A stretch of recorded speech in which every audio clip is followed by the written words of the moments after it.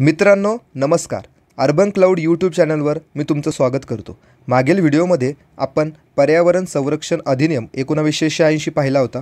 आजचा आपला टॉपिक आहे बालकांचा मोफत व सक्तीचा शिक्षणाचा अधिनियम 2009. या कायद्याविषयी आज आपण परीक्षाभिमुख चर्चा करणार आहोत, जेणेकरून राज्यसेवा मुख्य परीक्षा व इतर तत्सम परीक्षा यामध्ये तुम्हाला याचा नक्कीच फायदा होणार आहे. भरपूर विद्यार्थ्यांना कायदा वाचताना खूप कंटाळवाणा वाटतो, तर आज आपण त्या कायद्याला सोपं आणि सुटसुटीत करण्याचा प्रयत्न करणार आहोत. तरी तुम्ही व्हिडिओ पूर्ण बघावा. चला तर मग व्हिडिओला सुरू करूयात.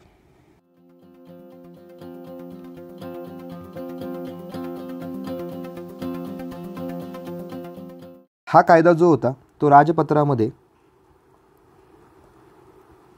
26 ऑगस्ट 2009 रोजी प्रसिद्ध झाला आणि त्यानंतर 1 एप्रिल 2010 पासून याची अंमलबजावणी सुरू झाली. म्हणजे इम्प्लिमेंटेशन 1 एप्रिल 2010 पासून आहे. बघा, 6 ते 14 वर्ष वयोगटातील सर्व बालकांकरिता मोफत व सक्तीच्या शिक्षणाची तरतूद करण्यासाठी हा अधिनियम. म्हणजे हे काय आपलं उद्दिष्ट आहे. कोणत्याही कायद्याचा अभ्यास करताना तुम्हाला त्या कायद्याचं उद्दिष्ट माहिती हवं आणि तो कायदा कधी इम्प्लिमेंटेशन झालेला आहे या दोन गोष्टी तुम्हाला माहिती हव्या. भारतीय गणराज्याच्या म्हणजे 60व्या वर्षी संसदेद्वारे हा कायदा अधिनियमित झाला. या कायद्यामध्ये 7 प्रकरणं, 39 सेक्शन्स आणि एक अनुसूचीसुद्धा आहे. त्याला आपण परिशिष्ट म्हणतो आहे. तर त्यामध्ये शाळेसाठी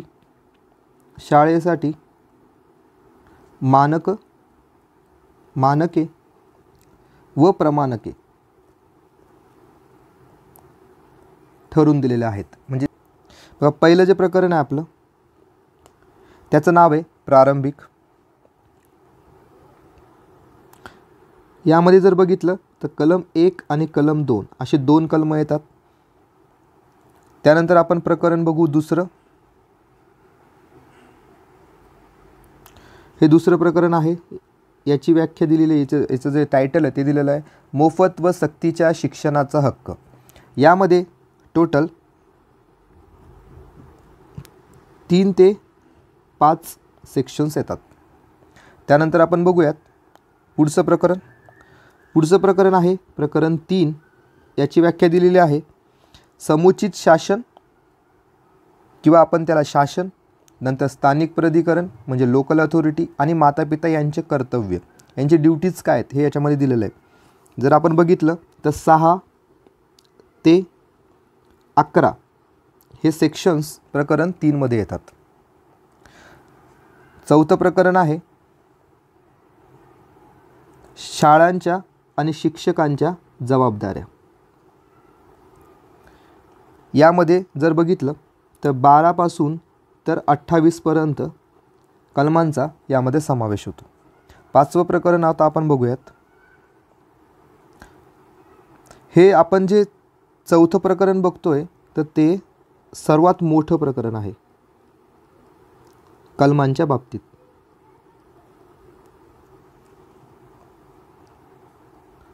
त्यानंतर 29 नंबरचा आपण कलम बघूयात की तिथून आपलं 5वं प्रकरण स्टार्ट होतं. 5वं प्रकरण आहे आपलं प्राथमिक शिक्षणाचा अभ्यासक्रम व तो पूर्ण करणे.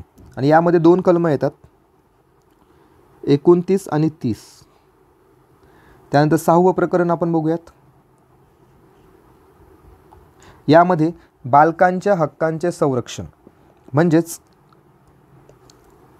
31 ते 34 इतके कलम प्रकरण 6 मध्ये येतात. आणि शेवटचं जे प्रकरण आहे 7वं, त्याचं नाव आहे संकीर्ण किंवा मिसलेनियस. शेवटचं प्रकरण आहे ह्या कायद्याचं संकीर्ण. आणि यामध्ये 35 ते 39 इतके कलम येतात. अशा प्रकारे 7 प्रकरणं आहेत. आपण बघूयात आता या 7 प्रकरणाचं डेफिनेशन कशा लक्षात ठेवायच्या, की जेणेकरून जर आयोगाने आपल्याला प्रकरण विचारलं तर आपल्याला लगेच सांगता आलं पाहिजे. मी इथे लिहितो बघा, आपण प्रकरण जे पहिलं बघितलं, प्रकरण पहिलं त्याचं नाव आहे प्रारंभिक. प्रकरण दुसरं त्याचं नाव आहे मोफत व सक्तीच्या शिक्षणाचा हक्क. त्यानंतर प्रकरण तिसरं, यामध्ये शासन आणि स्थानिक प्राधिकरण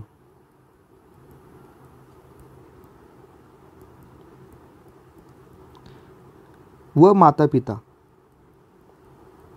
यांचे कर्तव्य. प्रकरण चौथं आणि जे की सर्वात मोठं प्रकरण आहे, यामध्ये शाळा व शिक्षक यांच्या जबाबदाऱ्या. त्यानंतर प्रकरण पाचवं आहे प्राथमिक शिक्षण अभ्यासक्रम.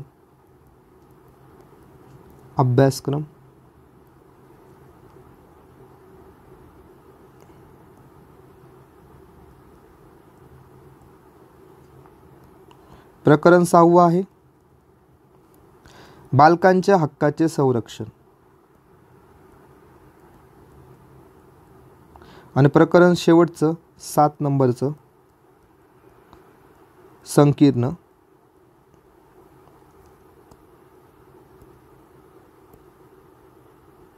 यामध्ये जर बघितलं तर प्रकरण जे पहिलं आहे त्यामध्ये 1 ते 2 कलमं येतात. प्रकरण दुसरं जे आहे त्यामध्ये 3 ते 5 कलमं येतात. प्रकरण तिसरं 6 ते 11. प्रकरण चौथं 12 ते 28 म्हणजे सर्वात मोठं प्रकरण आहे चौथं, ज्यामध्ये की शाळा व शिक्षकांच्या जबाबदाऱ्या दिलेल्या आहेत. पाचवं जे प्रकरण आहे त्यामध्ये 29 ते 30 असे 2च कलमं आहेत. आणि जे सहावं प्रकरण आहे 31 ते 34. आणि शेवटचं जे आहे संकीर्ण त्यामध्ये 35 ते 39 असे कलमं आहेत. अशा प्रकारे हे 7 प्रकरणं तुमच्या समोर दिसत आहेत. अपवाद, यामध्ये धार्मिक शिक्षण देणाऱ्या मदरशा, धार्मिक शिक्षण देणाऱ्या ज्या मदरशा आहेत व वैदिक पाठशाळा या शैक्षणिक संस्थांना हा कायदा लागू होणार नाही. म्हणजेच धार्मिक शिक्षण देणारे मदरसे आणि वैदिक शिक्षण देणाऱ्या ज्या पाठशाळा आहे अशा शैक्षणिक संस्थांना हा कायदा लागू असणार नाही. हे तुम्ही सर्वप्रथम लक्षात ठेवलं पाहिजे. हा या कायद्याचा अपवाद आहे. याला स्टार मार्क करून तुम्ही ठेवू शकता. तर अशा प्रकारे आपण एक बेसिक आयडिया या कायद्याविषयी घेतलेली आहे. कलम पहिलं, यामध्ये कोणत्याही कायद्यामध्ये जे सेक्शन पहिलं असतं त्यामध्ये या कायद्याचं नाव असतं. या कायद्याचं नाव बालकांचा मोफत व सक्तीच्या शिक्षणाचा हक्क अधिनियम 2009 याला असं म्हणावं. पुढे दिलेलं आहे तो जम्मू काश्मीर राज्य खेरीज करून संपूर्ण भारतास. तर आपण आधी बघितलं होतं की जेव्हा हा कायदा लागू झाला त्यावेळेस तो जम्मू काश्मीरला लागू नव्हता, पण ऑक्टोबर 2019 पासून तो जम्मू काश्मीर व लडाख या दोन्ही केंद्रशासित प्रदेशाला तो लागू आहे. म्हणजेच हा कायदा सध्या संपूर्ण भारतात लागू आहे. पण ज्यावेळेस कायदा अंमलबजावणी होत होती 2010 मध्ये, त्यावेळेस हा कायदा जम्मू काश्मीर सोडून संपूर्ण भारतासाठी होता. त्यानंतर हा राजपत्रिकेमध्ये त्यावेळेस प्रकाशित झाला होता. आणि यामध्येच एक 5 नंबरचा पॉईंट दिलेला आहे की कोणतीही गोष्ट मुख्यत्वे धार्मिक शिक्षण देणाऱ्या मदरशांना आणि वैदिक पाठशाळांना शैक्षणिक संस्थांना लागू राहणार नाही. जे काही आपण आता अपवाद सांगितला होता, हा आपला अपवाद आहे. त्यानंतर आपण सेक्शन दुसरं बघूयात. कोणत्याही कायद्यामध्ये सेक्शन 2 जे असतं ते व्याख्यासाठी असतं.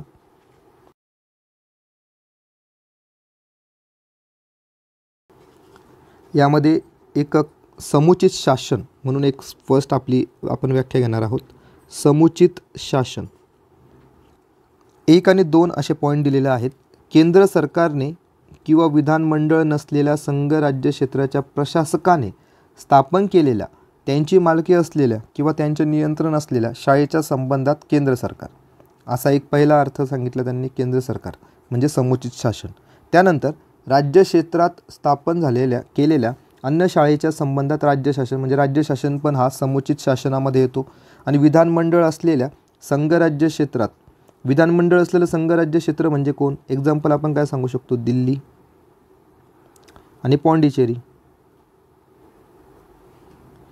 त्या संबंधात संघराज्य क्षेत्राचे शासन म्हणजे अशा प्रकारे आपण बघतोय की समुचित शासनमध्ये युनियन गव्हर्नमेंट येते, त्यानंतर स्टेट गव्हर्नमेंट येते आणि जे यूटीमध्ये जे गव्हर्नमेंट आहे त्याचाही समावेश समुचित शासन या व्याख्येमध्ये होतो.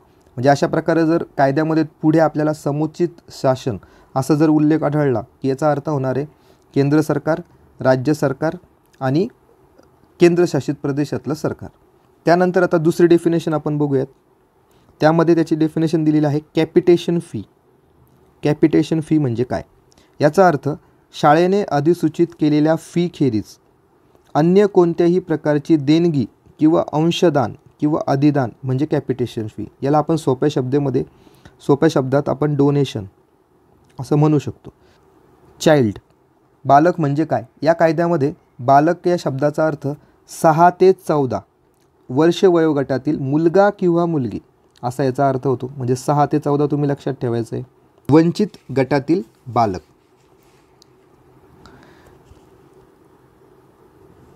यामध्ये विकलांग म्हणजे अपंग किंवा दिव्यांग बालकाचा समावेश होणार. अनुसूचित जाती, अनुसूचित जमाती, SC ST, सामाजिक व शैक्षणिकदृष्ट्या मागासवर्गीय, सोशली आणि एज्युकेशनली बॅकवर्ड किंवा सामाजिक, सांस्कृतिक, आर्थिक, भौगोलिक, भाषिक, लिंगभेदविषयक या घटकांमुळे किंवा समुचित शासन जे की आपण आधी 3 शासन जे बघितले की यांच्या अधिसूचनेद्वारे विनिर्दिष्ट करील अशा अन्य घटकांमुळे वंचित असलेल्या इतर गटातील बालक यांचा समावेश वंचित गटातील बालक यामध्ये होणार आहे. जर आपल्याला हा सबकलम लक्षात जर ठेवायचा असेल तर डी फॉर काय? डिप्राइव्ड क्लास मधील बालक. तर आपण असं डी फॉर डिप्राइव्ड असं लक्षात ठेवू शकतो. आणि सी फॉर चाइल्ड, बघा इथे सी फॉर चाइल्ड म्हणून तुम्ही लक्षात ठेवू शकतात. ई म्हणजे काय? दुर्बल घटकातील बालक. समुचित शासनाने अधिसूचनेद्वारे विनिर्दिष्ट केलेल्या किमान मर्यादेहून ज्यांचे वार्षिक उत्पन्न कमी आहे अशा मातापिता यांचे किंवा पालकांचे जे बालक आहेत त्यांना या गटामध्ये टाकणार. म्हणजेच बघा यामध्ये परत एक सबकलम आहे EE, विकलांगता असलेले बालक म्हणजेच डिसॅबिलिटी, चाइल्ड विथ डिसॅबिलिटी. पुढची आपली डेफिनेशन आहे प्राथमिक शिक्षण म्हणजेच एलिमेंटरी एज्युकेशन. याचा अर्थ काय असणार आहे? 1ली ते 8वी पर्यंतचे शिक्षण. बघा 1ली ते 8वी पर्यंतचे शिक्षण आहे त्याचा समावेश प्राथमिक शिक्षण. त्यानंतर पालक या शब्दाचा अर्थ काय? त्या बालकाची देखभाल करणारी व त्याचा ताबा असलेली व्यक्ती असा आहे आणि त्यामध्ये नैसर्गिक पालकाचा किंवा न्यायालयाद्वारे किंवा कायद्याद्वारे नियुक्त केलेल्या किंवा घोषित केलेल्या पालकांचा समावेश होतो. अशी पालकाची गार्डियनची डेफिनेशन इथं दिलेली आहे. त्यानंतर स्थानिक प्राधिकरण म्हणजेच लोकल अथॉरिटी याची इथे डेफिनेशन दिलेली आहे. मध्ये महानगरपालिका किंवा नगर परिषद किंवा ZP जिल्हा परिषद किंवा पंचायत असा आहे. म्हणजे हे जे ह्या ज्या इन्स्टिट्यूट आहे याचा समावेश स्थानिक प्राधिकरण म्हणून. यामध्ये शाळेवर प्रशासकीय नियंत्रण असलेले किंवा कोणत्याही शहरात, नगरात किंवा गावात स्थानिक प्राधिकरण म्हणून कार्य करण्यासाठी त्यावेळी अंमलात असलेल्या कोणत्याही कायद्याद्वारे किंवा त्या अन्वये अधिकार प्रदान केलेले असे अन्य प्राधिकरण किंवा निकाय याचा समावेश स्थानिक प्राधिकरण म्हणजे लोकल अथॉरिटी मध्ये होणार. त्यानंतर पुढची आपली डेफिनेशन आहे राष्ट्रीय बाल हक्क संरक्षण आयोग. बाल हक्क संरक्षण आयोग अधिनियम 2005 कलम 3 अन्वये जे स्थापन केलेलं आयोग आहे त्याला आपण राष्ट्रीय बाल हक्क आयोग असं म्हणणार. बघा इथे जर तुम्ही बघितलं आय आणि पुढचा एक आपल्याला पुढे येणार आहे तो क्यू, त्यामध्ये राज्य बाल हक्क संरक्षण आयोग याची डेफिनेशन दिलेली. म्हणजेच काय की या बाल हक्क संरक्षण अधिनियमामधील कलम 3 मध्ये जी काही व्याख्या दिलेली त्यानुसार स्थापन झालेला आयोग म्हणजे राज्य बाल हक्क संरक्षण आयोग. यामध्ये तुम्ही IQ म्हणून लक्षात ठेवू शकता. आय फॉर राष्ट्रीय बाल हक्क संरक्षण आयोग आणि क्यू फॉर राज्य बाल हक्क संरक्षण आयोग असा हा IQ म्हणून तुम्ही लक्षात ठेवू शकता. त्यानंतर पुढे आहे अधिसूचना ची डेफिनेशन दिलेली आहे. अधिसूचना म्हणजे राजपत्रात प्रसिद्ध केलेली अधिसूचना. त्यानंतर आपण बघूयात पुढची डेफिनेशन. यामध्ये माता पिता याचा अर्थ सांगितलेला आहे. बालकांचा नैसर्गिक अथवा सावत्र किंवा दत्तक पिता अथवा माता म्हणजेच माता पिता. त्यानंतर पुढची डेफिनेशन आहे विहित म्हणजे प्रिस्क्राइब्ड. या अधिनियमान्वये केलेल्या नियमांद्वारे विहित असलेलं म्हणजे विहित. त्यानंतर पुढचा आहे बघा यम. यामध्ये अनुसूची म्हणजे आपण शेड्यूल जो बघितलेला आहे की या कायद्यामध्ये एक शेड्यूल दिलेला आहे, एक अनुसूची आहे ती शेवटी दिलेली असते कायद्याच्या.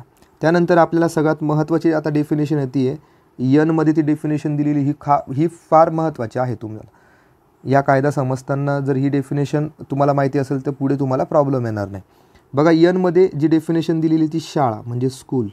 स्कूलचा अर्थ काय तो या यनमध्ये दिलेला आहे. प्राथमिक शिक्षण देणारी कोणतीही मान्यताप्राप्त शाळा म्हणजे या कायद्यामध्ये त्याचा अर्थ होतो स्कूल. आता यामध्ये पण काही सबकलम दिलेले आहेत. यामध्ये बघा समुचित शासनाने म्हणजे आपण जे आधी शासन बघितले होते त्या शासनाने किंवा लोकल अथॉरिटीने स्थापन केलेली त्यांची मालकी असलेली किंवा नियंत्रण असलेली शाळा म्हणजेच आपण काय म्हणू शकतो इथे एक्झाम्पल ZPचे स्कूल किंवा महानगरपालिकेचे स्कूल यांचा समावेश या पहिल्या कॅटेगरीमध्ये होणार. ठीक आहे. दुसरी जी कॅटेगरी ते म्हणतायत त्यामध्ये त्यांनी असं सांगितलं आहे समुचित शासनाद्वारे किंवा स्थानिक प्राधिकरणाकडून शाळेसाठीचा पूर्णतः किंवा अंशतः खर्च भागवण्यासाठी सहाय्य किंवा अनुदान घेणारी अनुदानित शाळा. म्हणजे याच्यामध्ये कशाचा समावेश होतो एक्झाम्पल जर घ्यायचं असलं तर एडेड स्कूल म्हणजेच अनुदानित शाळा याच्यामध्ये समाविष्ट होतो. त्यानंतर जो तिसरा याचा क्लास आहे तो आहे विनिर्दिष्ट प्रवर्गातील शाळा म्हणजे स्पेसिफाईड स्कूल. त्यानंतर चौथा जो प्रकार आहे समुचित शासनाकडून किंवा लोकल अथॉरिटीकडून आपल्या शाळेसाठीचा खर्च भागवण्यासाठी कोणत्याही प्रकारचे सहाय्य किंवा अनुदान न घेणारी विना अनुदानित शाळा म्हणजे अनएडेड स्कूल ज्या आहेत ज्याला की सरकारकडून कोणतेही अनुदान भेटत नाही अशा ज्या शाळा आहेत त्यांचा समावेश या चौथ्या क्रमांकाच्या कॅटेगरीमध्ये होतो. म्हणजे अशा प्रकारे हे 4 कॅटेगरीत आपण बघितलेले आहे. 4 कॅटेगरीमध्ये आपण शाळेंचं विभाजन केलेलं आहे. छाननी पद्धती म्हणजे स्क्रीनिंग प्रोसिजर. तर यामध्ये एका बालकापेक्षा दुसऱ्या बालकास अधिक पसंती देऊन त्या बालकाच्या प्रवेशासाठी असलेल्या यादृच्छिक पद्धतीखेरीज अन्य निवडीची पद्धत असा याचा अर्थ होतो. म्हणजे स्क्रीनिंग पद्धतीची व्याख्या इथे दिलेली आहे. त्यानंतर पुढची डेफिनेशन आहे पी मध्ये विनिर्दिष्ट प्रवर्ग म्हणजे स्पेसिफाईड कॅटेगरी म्हणजे काय. तर यामध्ये काय केंद्रीय विद्यालय, नवोदय विद्यालय, सैनिकी शाळा म्हणून ओळखली जाणारी शाळा किंवा समुचित शासन अधिसूचनेद्वारे विनिर्दिष्ट करील अशी विशिष्ट स्वरूपाची असलेली इतर कोणतीही शाळा यांचा समावेश विनिर्दिष्ट प्रवर्ग. म्हणजे आपण जी इथं 3 नंबरची कॅटेगरी जी बघितलेली आहे त्यामध्ये कोणकोणत्या शाळा येणार तर त्याचं एक्सप्लेनेशन इथं दिलेलं आहे. आयोग आपल्याला असा प्रश्न टाकू शकतं की RTE म्हणजे आपलं राईट टू एज्युकेशन या ॲक्टच्या अंतर्गत विनिर्दिष्ट प्रवर्गातील शाळा खालीलपैकी कोणत्या आहेत. मग आयोग खाली आपल्याला एक्झाम्पल देतील. त्यामध्ये आपल्याला ZPच्या स्कूल, महानगरपालिका स्कूल, केंद्रीय विद्यालय, नवोदय विद्यालय असे ऑप्शन टाकेल. तर यामध्ये केंद्रीय विद्यालय, नवोदय विद्यालय आणि सैनिकी शाळा यांचा समावेश विनिर्दिष्ट प्रवर्ग किंवा स्पेसिफाईड कॅटेगरी यामध्ये होतो. अशा प्रकारे आपण या कायद्यातले मोजके आणि महत्त्वपूर्ण व्याख्या समजून घेतल्या। या प्रकरण दुसऱ्यामध्ये बघा याची हेडलाईनच आहे मोफत व सक्तीच्या शिक्षणाचा हक्क। तर यामध्ये 3 मध्ये असं दिलेलं आहे की या कायद्याअंतर्गत बालकांना काय भेटणार आहे, मोफत आणि सक्तीच्या शिक्षणाचा हक्क भेटणार आहे। तिथे स्पष्ट दिलेलं आहे एखाद्या बालकासह 6 ते 14 वर्ष वयोगटातील प्रत्येक बालकास त्याचे किंवा तिचे प्राथमिक शिक्षण पूर्ण होईपर्यंत नजीकच्या शाळेत मोफत व सक्तीच्या शिक्षणाचा हक्क असेल। कायद्यानुसार बहुविध विकलांगता असलेले एखादे बालक कलम 2च्या खंड 9 मध्ये निर्दिष्ट केलेले गंभीर विकलांगता असलेले एखादे बालक यास घरी राहून, बघा हा शब्द इथं वापरलेला आहे, घरी राहून शिक्षण घेण्याच्या पर्यायाचा पण यांना हक्क आहे। म्हणजे हे जे डिसऑर्डर असलेले जे बालक असतील तर त्यांना घरी बसूनही शिक्षण घेता येतं असं इथे स्पष्ट सांगितलेलं आहे।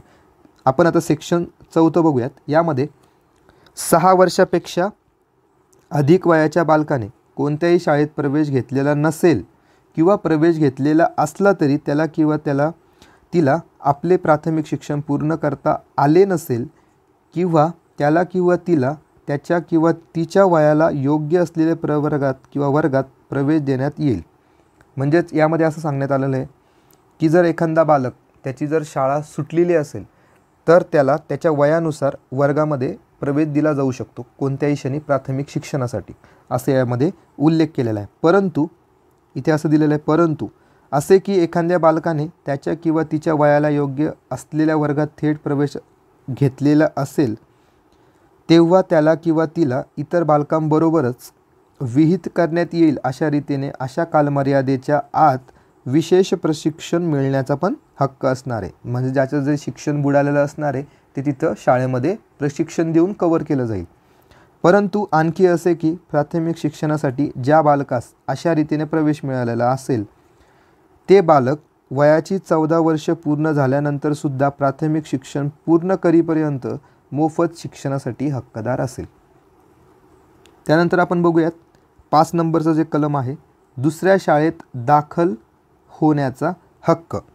बघा एखाद्या शाळेत प्राथमिक शिक्षण पूर्ण करण्याबद्दलची कोणतीही तरतूद जर नसेल त्या बाबतीत एखाद्या बालकास त्याचे किंवा तिचे प्राथमिक शिक्षण पूर्ण करण्यासाठी कलम 2 अन्वये विनिर्दिष्ट केलेली शाळा वगळून, म्हणजेच काय स्पेसिफाईड जे शाळा आपण बघितल्या होत्या त्याच्यामध्ये नवोदय विद्यालय होते, केंद्रीय विद्यालय होते किंवा सैनिकी शाळा होते, यांना वगळून इतर कोणत्याही शाळेत दाखल करून घेण्याची मागणी करण्याचा हक्क असेल।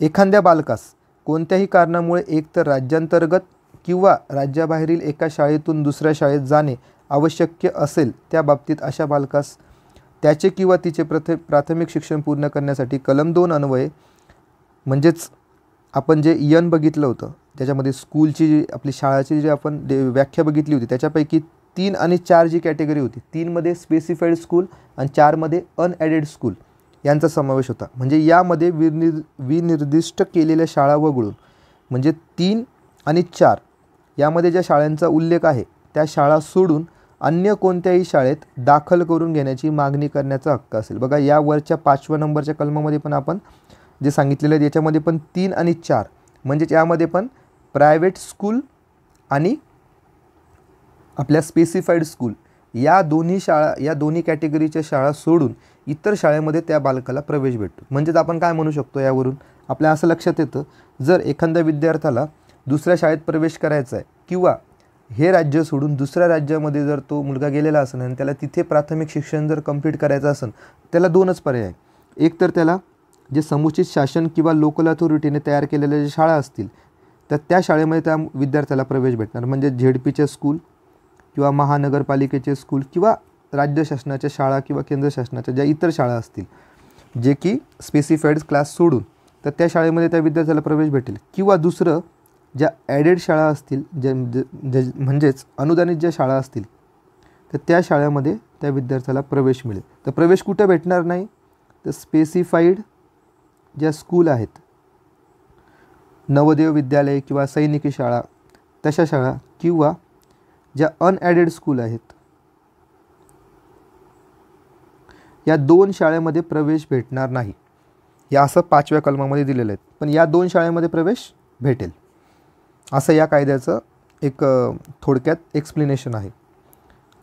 पुढे जर बघितलं, अशा अन्य शाळेत प्रवेश घेण्यासाठी ज्या शाळेत अशा बालकाने शेवटी प्रवेश घेतला होता त्या शाळेचा मुख्याध्यापक किंवा प्रभारी व्यक्ती ताबडतोब शाळा बदली प्रमाणपत्र देईल. म्हणजे या मुख्याध्यापकांवर हे बंधन असणार आहे की त्यांनी ताबडतोब शाळा बदली प्रमाणपत्र त्यांना विद्यार्थ्याला दिलं पाहिजे.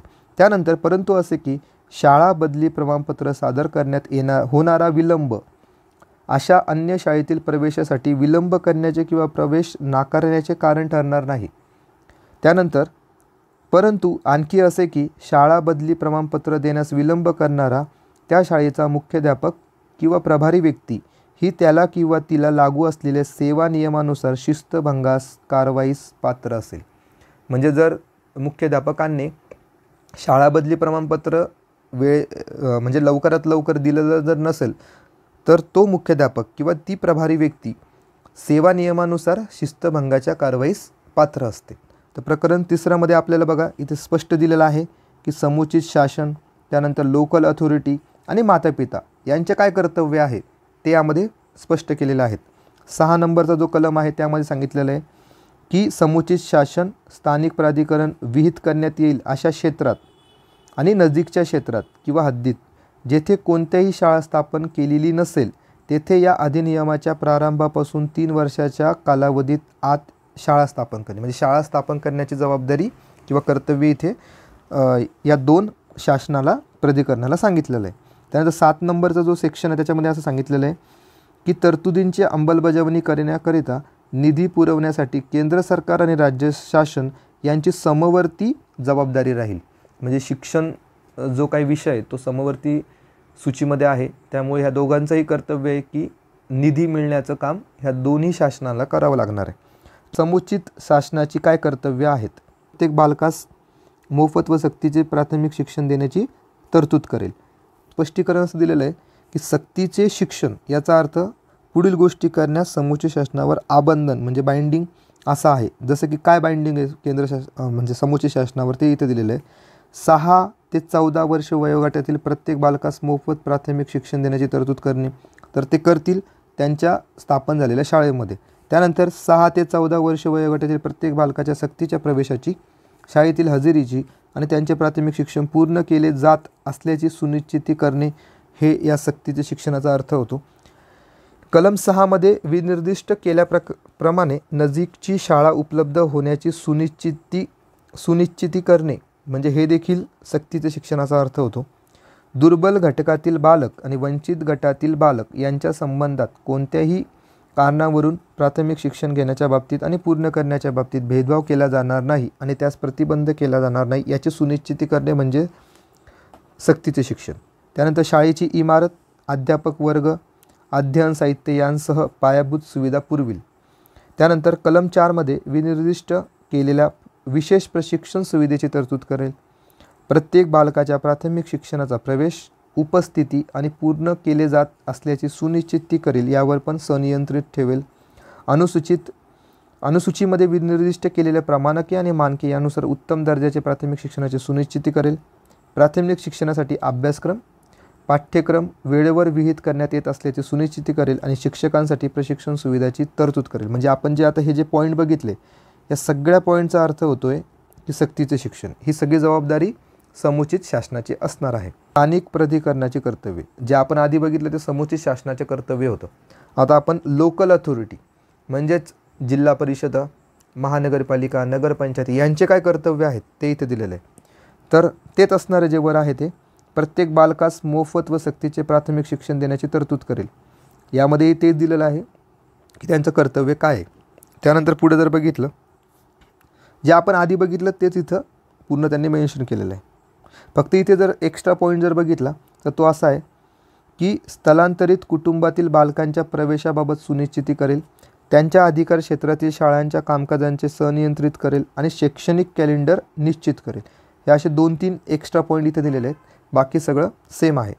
त्यानंतर 10 नंबरचा जो पॉईंट आहे तो महत्त्वाचा आहे, कारण की हे जे कर्तव्य आहे ते पालकांचं कर्तव्य, माता पिता व पालक यांचं कर्तव्य कलम 10 मध्ये दिलेलं आहे.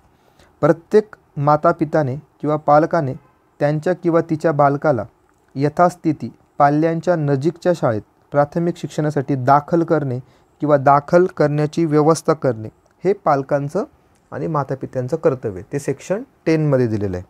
त्यानंतर 11 नंबरचं जे सेक्शन आहे, समुचित शासनाने शाळापूर्व प्रशिक्षणाची तरतूद करणे. शाळापूर्व प्रशिक्षण म्हणजे काय, 6 वर्षाच्या आधी जे काही अंगणवाडी असतात, अंगणवाडीची पण आपण म्हणू शकतो तरतूद करणे, किंवा शाळापूर्व जे काही बालवाडी असतात, शिशुवर्ग असतात, त्याचीही तरतूद करणे याच्यामध्ये याचा समावेश होईल. प्रकरण 4 बघूयात, की जे की सर्वात मोठं आहे. 12 ते 28 असं यामध्ये सेक्शन आहेत. आणि आपण 12 नंबरचं सेक्शनमध्ये असं सांगितलेलं आहे, मोफत व सक्तीच्या शिक्षणाबाबत शाळेची जबाबदारी व व्याप्ती. शाळेची काय जबाबदारी, ते काय बघितलं होतं आपण, समुचित शासन किंवा लोकल अथॉरिटीने स्थापन केलेल्या शाळा म्हणजे झेडपीच्या स्कूल किंवा महानगरपालिकेच्या स्कूल यांचा याचा समावेश होतो. तर यामध्ये विनिर्दिष्ट केलेली शाळा, त्या शाळेत प्रवेश घेतलेल्या सर्व बालकांना मोफत व सक्तीचे शिक्षण असणार आहे. त्यानंतर जर आपण बघितलं होतं 2 नंबरची कॅटेगरी स्कूलमधली, तर त्यामध्ये काय की तिचा वार्षिक सरासरी खर्च सोसण्यासाठी जिला जे वार्षिक आवृत्ती सहाय्य किंवा अनुदान मिळेल त्या प्रमाणात प्रवेश घेतलेल्या बालकांना, परंतु किमान 25% अधीन राहून मोफत व सक्तीचे प्राथमिक शिक्षण देईल. बघा, जे 2 कॅटेगरी जी होती त्यामध्ये जे ॲडेड स्कूल होत्या, अनुदानित शाळा होत्या, त्यांच्यासाठी ही तरतूद आहे. त्यानंतर त्याच्यातलं जे 3 नंबरचं आणि 4 नंबरची जी कॅटेगरी होती म्हणजे स्पेसिफाईड क्लास आणि अनॲडेड स्कूल याच्यात समावेश होता. तर त्यामध्ये काय म्हणता येते की शाळा म्हणजे यामध्ये असलेल्या शाळा नजीकच्या दुर्बल घटकातील वंचित गटातील बालकांना पहिल्या इयत्तेत त्या इयत्तेतील विद्यार्थी संख्येच्या किमान 25%, हे महत्त्वाचं इथे, पहिल्या वर्गातल्या म्हणजे जे पहिल्या वर्गासाठी हे चालू आहे, ॲडमिशन पहिल्या वर्गात होतं, तर पहिल्या इयत्तेत त्या इयत्तेतील विद्यार्थी संख्येच्या किमान 25% मर्यादेपर्यंत प्रवेश देईल आणि प्राथमिक शिक्षण पूर्ण होईपर्यंत त्यांना मोफत व सक्तीचे शिक्षण देईल. म्हणजे हे जे 3 नंबर आणि 4 नंबर कॅटेगरीमधल्या ज्या शाळा आहेत त्यांना जबाबदारी काय आहे, तर त्यांना पहिल्या इयत्तेमध्ये जे ॲडमिशन होणार आहे तर एकूण विद्यार्थ्यांच्या 25% ॲडमिशन ते या कॅटेगरीमध्ये करणार आणि त्या 25% असलेले जे विद्यार्थी त्यांचीच फक्त मोफत आणि सक्तीचे शिक्षण देण्याची त्यांची जबाबदारी असणार आहे. संपूर्ण विद्यार्थी म्हणजे जर 100 विद्यार्थी जर आपण पकडले, समजा आपण असं पकडूयात की एक शाळा आहे त्यामध्ये 100 विद्यार्थी आहेत, ज्या की 3 नंबर किंवा 4 नंबरच्या कॅटेगरीमध्ये ही शाळा येते, म्हणजे आपण असं समजूयात की ही अनॲडेड शाळा आहे. यामध्ये विद्यार्थी संख्या पहिलीला 100 विद्यार्थी आहेत, म्हणजे या 100 विद्यार्थ्यांच्या 25% म्हणजे 25 विद्यार्थी यामध्ये काय असणार आहेत की मोफत व सक्तीचे शिक्षण देण्यासाठी पात्र असणार आहे. आणि बाकीचे जे 75 विद्यार्थी आहेत ते मोफत व सक्तीच्या शिक्षणासाठी पात्र नसणार, म्हणजे यांच्याकडून ती शाळा फीस वसूल करू शकते. पण हे जे 25 विद्यार्थी आहे यांचं शिक्षण हे मोफत होणार आणि सक्तीचं होणार. तर अशा प्रकारे इथं सांगितलेलं आहे. पुढे जर बघितलं 13 नंबरचा जो सेक्शन आहे, प्रवेशासाठी कोणतेही कॅपिटेशन फी किंवा छाननी पद्धती नसणार. म्हणजे शिक्षा काय सांगितलेली आहे इथे, कॅपिटेशन फीस जर घेतली तर 10 पट शिक्षा सांगितलेली आहे कॅपिटेशन फीच्या. तर हे एक फॅक्च्युअल गोष्टी आहे, तर ही तुम्ही लक्षात ठेवली पाहिजे. त्यानंतर आहे, एखाद्या बालकास छाननी पद्धतीसाठी भाग पाडील तर ती पहिल्या उल्लंघनासाठी, बघा इथे पहिला जर तो गुन्हा केलेला असेल तर पहिल्या उल्लंघनासाठी 25,000 रुपयापर्यंत असू शकेल आणि त्यानंतरच्या प्रत्येक उल्लंघनाबद्दल 50,000 रुपयापर्यंत असू शकेल इतक्या द्रवदंडाची शिक्षेस पात्र असेल. बघा ह्या सगळ्या फॅक्च्युअल गोष्टी आहेत. 14 नंबरचा जो सेक्शन आहे, प्रवेशासाठी वयाचा पुरावा. 15 नंबरचा जो सेक्शन आहे त्याच्यामध्ये आपण बघूयात, बालकास शैक्षणिक वर्षाच्या सुरुवातीला किंवा विहित करण्यात येईल अशा वाढीव कालावधीमध्ये शाळेत प्रवेश देण्यात येईल. परंतु असे की वाढीव कालावधीमध्ये नंतर जर त्याला प्रवेश भेटलेला असेल तर कोणत्याही बालकास प्रवेश नाकारण्यात येणार नाही, तर त्याला प्रवेश भेटला पाहिजे. परंतु तिथे असं अजून एक सांगितलेलं आहे की वाढीव कालावधीनंतर जर त्यांनी प्रवेश देण्यात आला असेल तर बालक आणि समुचित शासनाद्वारे विहित करण्यात येईल अशा रीतीने त्याचा अभ्यास पूर्ण करेल. म्हणजे बालकाची ती जबाबदारी असणार की त्यांनी तो राहिलेला अभ्यास पूर्ण केला पाहिजे. त्यानंतर आहे, मागे ठेवण्यात व काढून टाकण्यास मनाई. बघा 16 नंबरचा कलम महत्त्वाचा आहे. यामध्ये काय म्हणतायत बघा, शाळेत प्रवेश दिलेल्या कोणत्याही बालकास कोणत्याही इयत्तेत मागे ठेवले जाणार नाही किंवा प्राथमिक शिक्षण पूर्ण होईपर्यंत शाळेतून काढून टाकण्यात येणार नाही. बघा, त्यांना आता त्यांचे पेपरमध्ये त्यांना नापास करण्यात येणार नाही आहे आणि ते सरळ पुढच्या इयत्तेमध्ये जाणार आहेत. बघा, किती आनंदाची गोष्ट आहे की या विद्यार्थ्यांना नापास न करण्याचं जे धोरण आहे ते यातून तुम्हाला दिसत असेल. तर काय असणार, कोणत्याही इयत्तेत मागे ठेवले जाणार नाही आणि त्यांना पुढच्या इयत्तेमध्ये प्रवेश भेटणार, असं हे 16 नंबरमध्ये सांगितलेलं आहे. तर 17 नंबरचंही खूप इंटरेस्टिंग असं सेक्शन आहे की बालकास शारीरिक शिक्षा करण्यास आणि मानसिक त्रास देण्यास मनाई. बघा, आपल्या वेळेस जर बघितलं तर 2009च्या आधी तर शिक्षक जे असायचे ते खूप विद्यार्थ्यांना खूप मारायचे किंवा आपण म्हणू शिक्षा द्यायचे. तर त्यावेळेस खूप मुलांना टेन्शन असायचं की आता आपण होमवर्क नाही केला तर शिक्षक लोक आपल्याला आज दंड देतील वगैरे. तर असं खूप आधी व्हायचं. पण आता त्यानंतर 2010च्या नंतर जो हा कायदा अंमलबजावणी झाली त्यानंतर विद्यार्थ्यांसाठी हे सोन्याचे दिवस म्हणता येईल की त्यांना शिक्षा तर होणारच नाही आता. बघा, इथे तसंच दिलेलं आहे की कोणत्याही बालकास शारीरिक शिक्षा किंवा मानसिक त्रास देण्यात येणार नाही. मुलं सुटले यातून. त्यानंतर बघू आपण की पोटकलम 1च्या तरतुदीचे जी कोणतीही व्यक्ती उल्लंघन करील, जर कधी एखाद्या शिक्षकाने शारीरिक शिक्षा किंवा मानसिक त्रास जर दिला तर अशा व्यक्तीला लागू असणाऱ्या सेवा नियमान्वये शिस्तभंगाची कारवाईस पात्र असेल. बघा, आता शिस्तभंगाची कारवाई पण होणार आता शिक्षकांवर जर कधी एखाद्या शिक्षकाने शारीरिक शिक्षा दिलेली असेल तर. पुढचं आपण बघूयात 18 नंबरचा जो सेक्शन आहे, मान्यता प्रमाणपत्र मिळवल्याशिवाय कोणतीही शाळा स्थापन न करणे. बघा, जर समोरची शासनाने किंवा प्राधिकरणाने जर अशी मान्यता दिलेली नसेल तर शाळा स्थापन होऊ शकत नाही, असं इथे स्पष्ट सांगितलेलं आहे. त्यानंतर आपण पुढचं कलम बघूयात. 19 नंबरचा कलम आहे शाळेसाठी असलेली मानके आणि प्रमाणके. बघा, आता कोणतीही शाळा जर स्थापन करायची असेल तर तिला काही मानकं ठरवून दिलेली आहेत, काही प्रमाणकं ठरवून दिलेली आहेत, त्याच्यानुसारच त्या शाळेची स्थापना झाली पाहिजे. तर कलम 18 अन्वये कोणतीही शाळा स्थापन करण्यात येणार नाही किंवा तिला मान्यता देण्यात येणार नाही जर कधी त्यांनी हे मानके किंवा प्रमाणके यांची पूर्तता केलेली नसेल तर.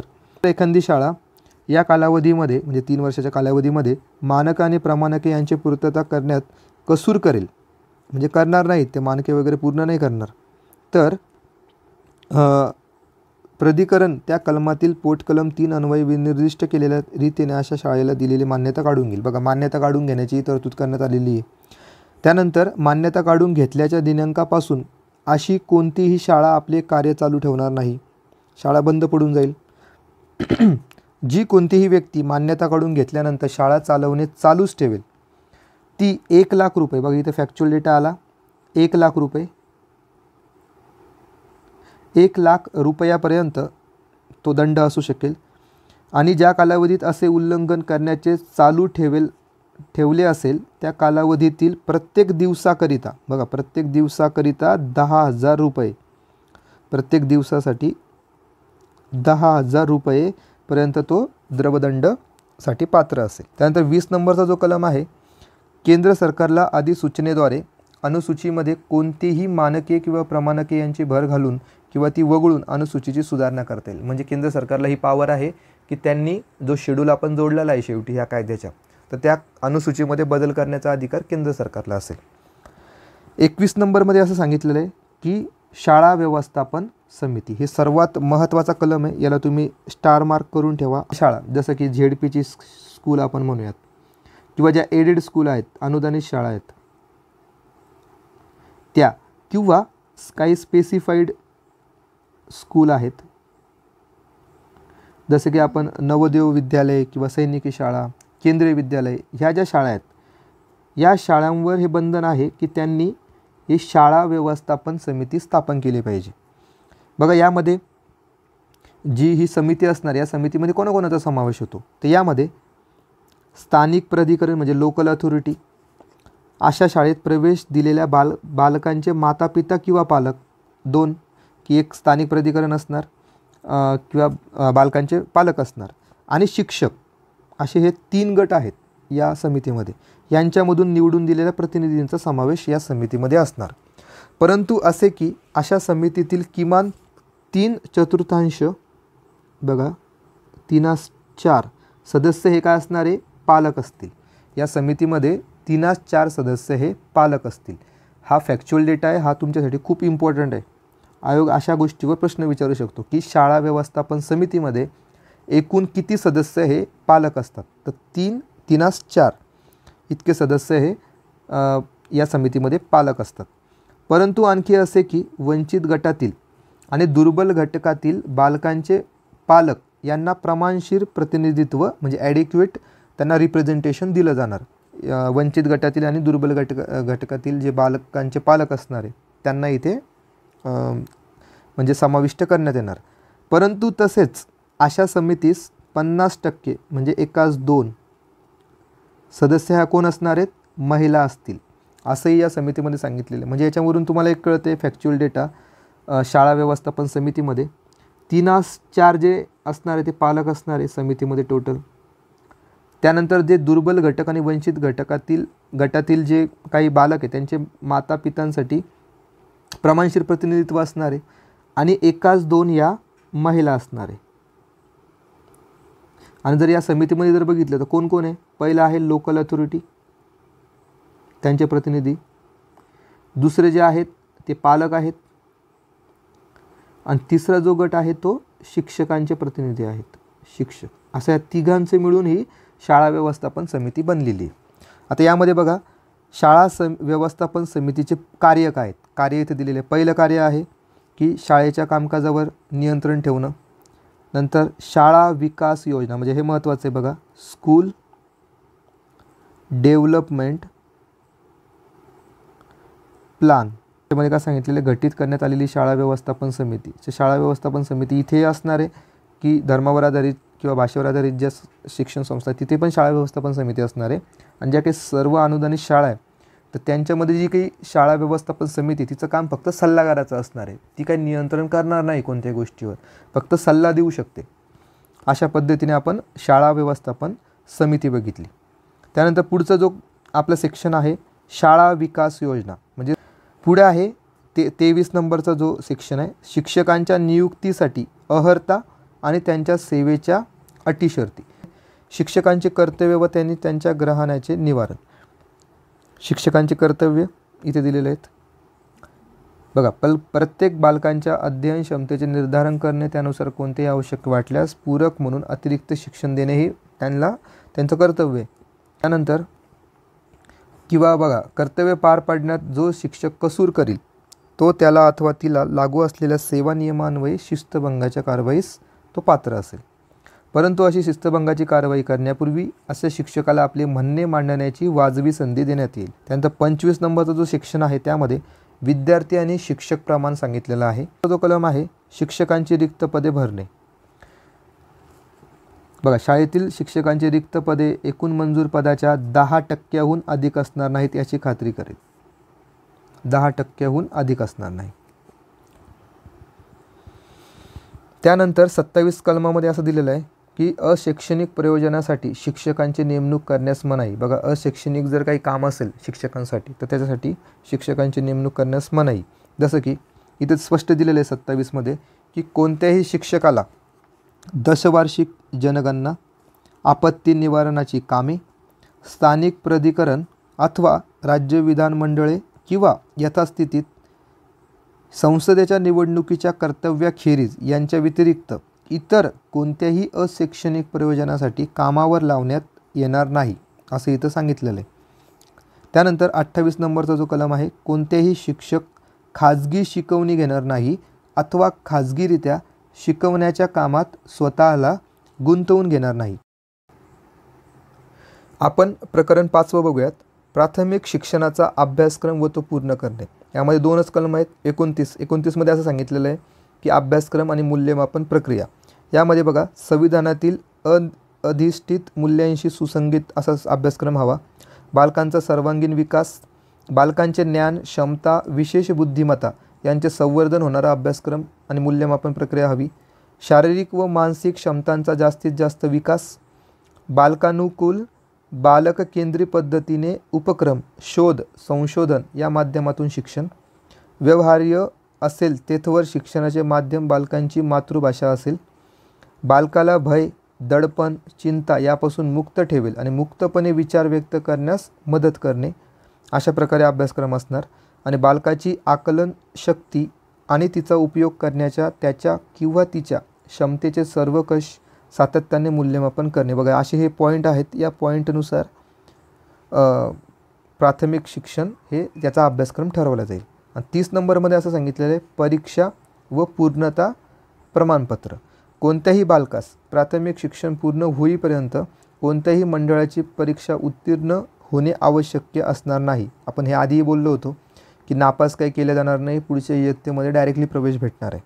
प्राथमिक शिक्षण पूर्ण केलेल्या प्रत्येक बालकास विहित करण्यात येईल अशा नमुन्यात अशा रीतीने काय भेटणार, प्रमाणपत्र दिलं जाणार.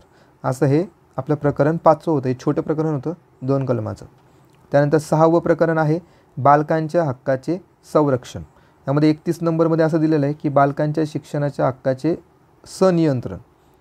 तर बघा, बाल हक्क संरक्षण आयोग अधिनियम 2005 अन्वये जे काही राष्ट्रीय बाल हक्क संरक्षण आयोग आहे याची ही जबाबदारी असणार आहे की बालकांच्या हक्काचं सनियंत्रित करणं. त्यानंतर पुढे आपण बघूयात 32 नंबर, गाऱ्हाण्याचे निवारण. जर 31मध्ये काही अंतर्भूत असले तरी या अधिनियमान्वये कोणत्याही व्यक्तीला एखाद्या बालकाच्या हक्काशी संबंधित कोणतेही गाऱ्हाणे मांडवायचे असल्यास अधिकारित असलेल्या स्थानिक प्राधिकरणाकडे तो काय करू शकतो, एक लेखी तक्रार करू शकतो.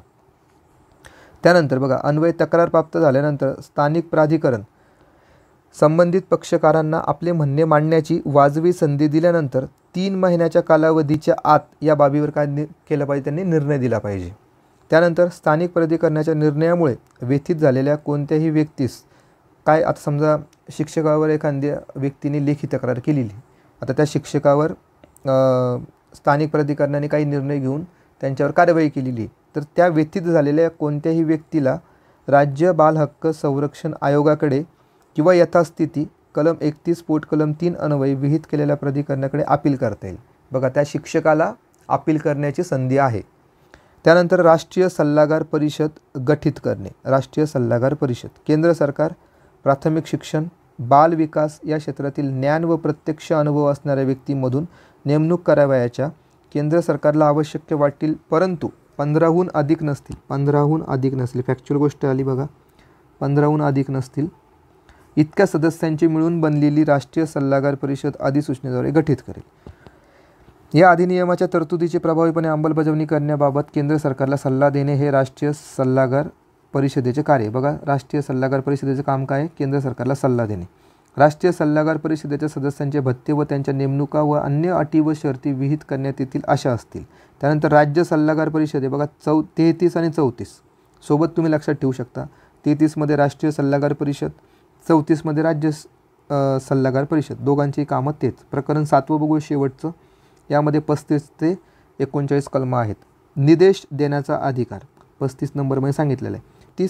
36मध्ये खटला भरण्यासाठी पूर्व मंजुरी घेणे. 37 नंबरचा कलम आहे सद्भावपूर्वक केलेल्या कारवाईस संरक्षण आहे. 38 नंबरमध्ये समुचित शासनाचा नियम करण्याचा अधिकार. समुचित शासन हे नियम तयार करू शकतात, हद्द ठरवू शकतात, शाळा कुठं स्थापन करायची, मानके काय ठरवायची, हे सगळं ठरवण्याचा अधिकार याच्यात दिलेला आहे 38 नंबरमध्ये. आणि शेवटचा जो कलम तो आहे केंद्र सरकारचा अडचणी दूर करण्याचा अधिकार. जर याच्यामध्ये काही डिफिकल्टीज आढळलेली असेल तर ती दूर करण्याचा अधिकार केंद्र सरकारला आहे.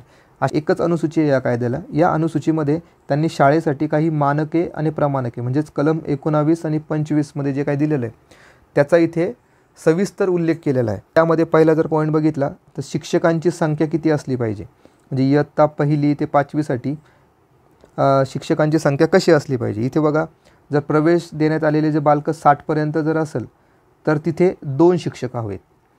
61 ते 90 जर विद्यार्थ्यांची संख्या असेल तर 3 शिक्षक हवे. त्यानंतर 91 ते 120 जर विद्यार्थी संख्या असेल तर तिथे 4 शिक्षक हवे. त्यानंतर 121 ते 200 जर विद्यार्थी संख्या असेल तर 5 शिक्षकांची संख्या हवी. आणि 150हून जर अधिक असेल तर 5 शिक्षक आणि 1 मुख्याध्यापक असणार.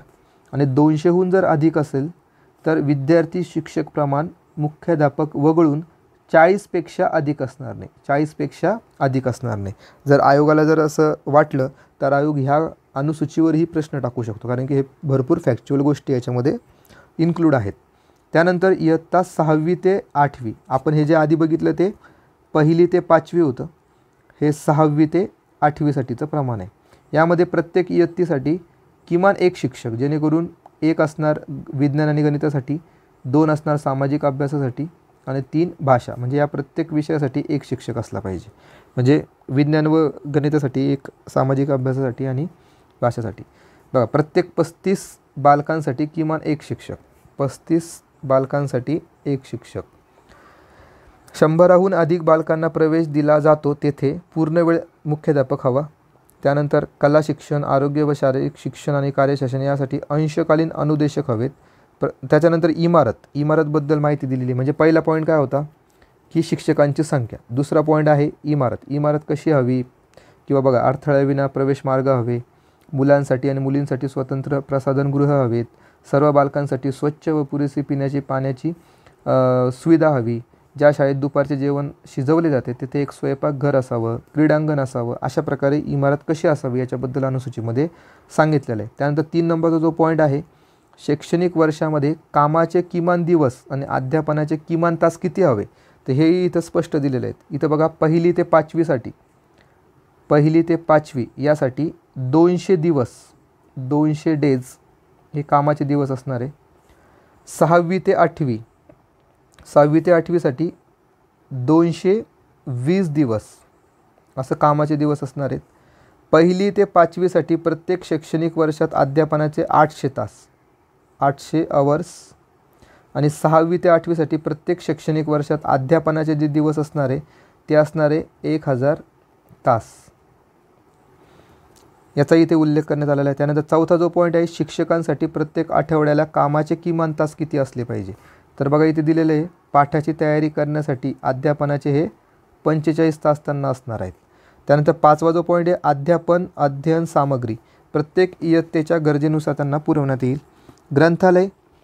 6वा पॉईंट आहे, प्रत्येक शाळेमध्ये वर्तमानपत्र, मासिके, गोष्टीच्या पुस्तकांसह सर्व विषयांवरील पुस्तके पुरवणारे एक ग्रंथालय असेल.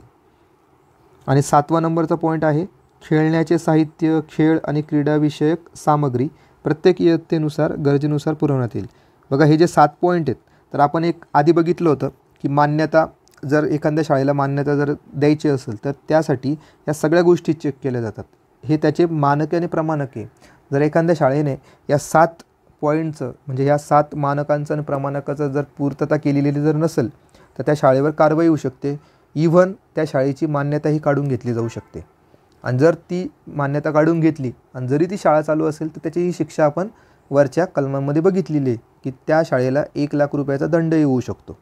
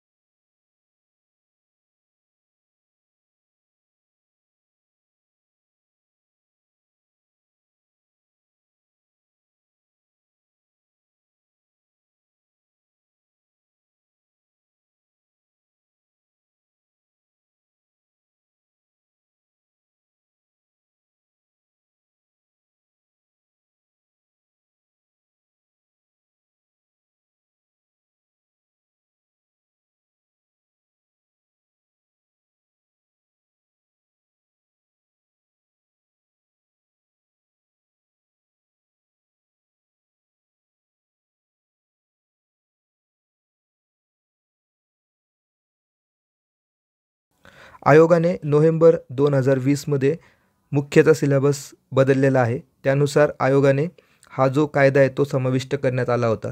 त्यामुळे या कायद्यावर फक्त एकच प्रश्न विचारला गेलेला आहे, तो पण आत्ता झालेल्या 2021च्या मुख्य परीक्षेमध्ये. तो आपण एकमेव जो प्रश्न विचारला आहे तो आपण बघूयात. बालकांचा मोफत व सक्तीच्या शिक्षणाचा हक्क अधिनियम 2009 प्रमाणे ती कोणतीही व्यक्ती मान्यता काढून घेतल्यानंतर शाळा चालवणे सुरूच ठेवील त्या व्यक्तीस डॅश डॅशपर्यंत वाढू शकेल अशा दंडास जबाबदार असेल. पहिला ऑप्शन आहे 6,000, 20,000, 50,000 आणि 1,00,000. बघा आपण हा फॅक्च्युअल डेटा म्हणून आपण कायदा बघताना शिकलो होतो. तर आयोगाने हा फॅक्च्युअल प्रश्न विचारलेला आहे. त्याचा आन्सर असणार आहे 1,00,000 रुपये. अशा प्रकारे आपण सगळे कायदे बघितलं, परिपूर्ण कायदा समजून घेतला आणि त्याचबरोबरीने जो एकमेव प्रश्न आला होता तोही आपण बघितला. तुम्हाला काही शंका असतील तर कमेंट सेक्शनमध्ये नक्की कळवा. व्हिडिओला लाईक करा, शेअर करा आणि या बिअर ॲक्टची PDF आपण टेलिग्राम चॅनलवर टाकलेली आहे. ऑफिसर्स ड्रीम या टेलिग्राम चॅनलवर जाऊन तुम्ही ती PDF बघू शकाल. व्हिडिओला सबस्क्राईब करायला विसरू नका. धन्यवाद.